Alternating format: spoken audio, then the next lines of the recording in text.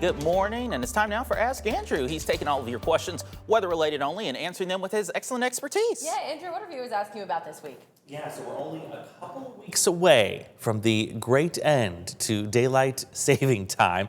And this is something you're going to hear a lot more about, not just in the talk around town, but this is likely going to come up as well, as it always does 2 times a year. So let's talk about this. It was a great question coming in from Daryl and Morrison asking, why don't we just get rid of daylight saving time? Well, it's been tried and it did pass the Senate.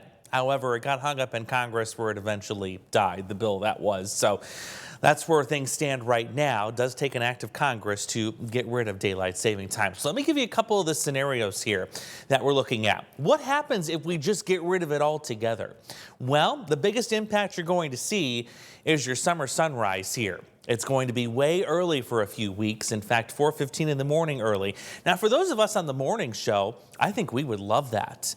Nice and bright to start our workday. A lot of you, though, with kids that wake up at sunrise, you probably wouldn't like that very much.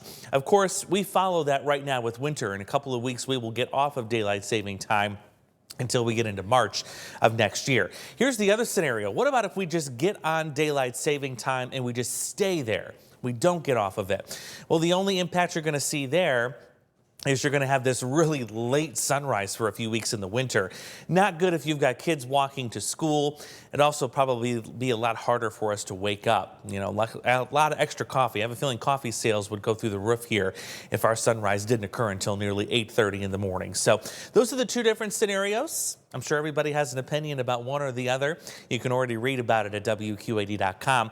It is something we're going to discuss on Ask Andrew Live this week. That'll be at Wednesday morning, 9 o'clock sharp on the A+ app. You can always watch that there and download it on your TV. And of course, you can watch for free.